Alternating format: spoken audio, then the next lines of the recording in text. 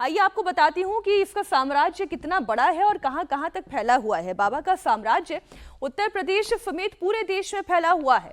बाबा के 24 महल नुमा आश्रम हैं। 24, जी हाँ, इसकी संख्या 24 में है। वो तमाम दर्शक जो कि हो सकता है नारायण साकार हरि के भक्त भी हों, जरा वो देख लीजिए। आज राजधर्म देख लीजिए। बाबा का पूरी रिपोर्ट कार्ड जो है वो हम आपके सामने रख रहे हैं। जो कभी चंदा नहीं लेता, चढ़ावा नहीं लेता, धन से उसको मतलब नहीं, वो 24 बंगले, 25 लग्जरी गाड़ियों का काफिला अपने साथ रखता है।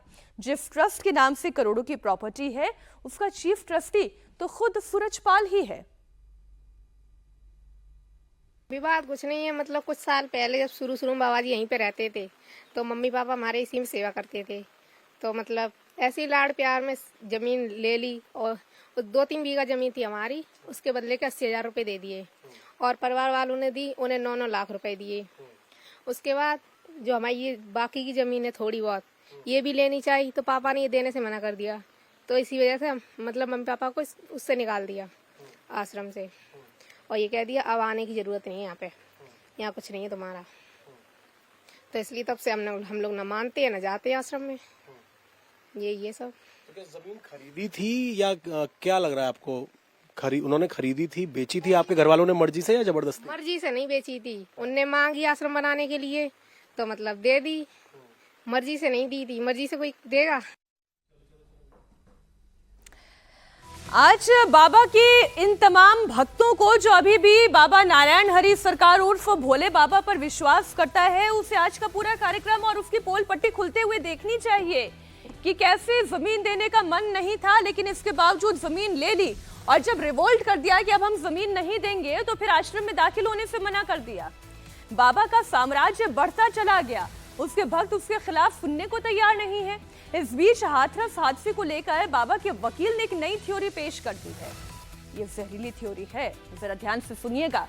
सूरजपाल के वकील एपी सिंह ने बड़ा दावा किया है, और दावा क्या है कि हादसे वाले दिन 10 से 12 अनजान लोगों ने उस सत्संग स्थल पर जहरीला स्प्रे छिड़क दिया। सत्संग के बाद वो जहरीला स्प्रे छिड़ककर यहां से भाग गए, जिसके बाद भगदड़ मच गई। बाबा की पॉपुलैरिटी की वजह से कुछ लोगों ने जानबूझकर इस साजिश को रचा। महिलाओं से जब मैं मिला हाथरस, मैनपुरी, एटा, अलीगढ़ के अस्पताल में, उन्होंने कहा एकदम ऐसे भाग रहे थे लड़के और उनका भागने का स्प्रे चल रहा था, पीछे से जा रही थी उसका, और वो लोग मर रहे थे और गिर रहे थे, क्योंकि तुरंत तो गिरे हैं, तुरंत उस पर मरने का नहीं था, गिरते गए और उसके बाद उन पर चढ़ते गए, लोग मरते गए। क्योंकि वो ग्रामीण परिवेश की सभी महिलाएं हैं, जितने लोग हैं ग्रामीण परिवेश की महिलाएं हैं, रफ एंड टफ बॉडी है उनकी, शरीर ऐसा नहीं है कि नाजुक है या वातानुकूलित भवन में रहने वाली महिलाएं हैं। सब धूप में भी रहने वाली हैं, मिट्टी में भी रहने वाली हैं, पानी में भी, जिनकी मृत्यु हुई, जो मौत हुई।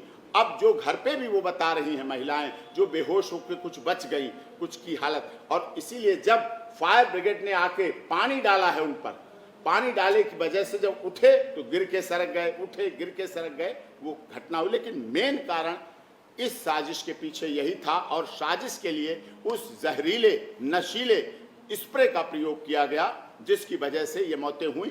केवल ये दुर्घटना में मरने की बात नहीं है, अभी तक क्या था, दुर्घटना हो गई, भगदड़ हो गई। ये निश्चित रूप से सीधे सीधे प्लान्ड हत्या का मामला है, और जघन्य हत्याएं की गई, इन लोगों की जघन्य हत्याएं की गई, जो कि मानव मंगल मिलन सद्भावना समागम में आए थे, नारायण साकार हरि के सत्य के साथ में आए थे।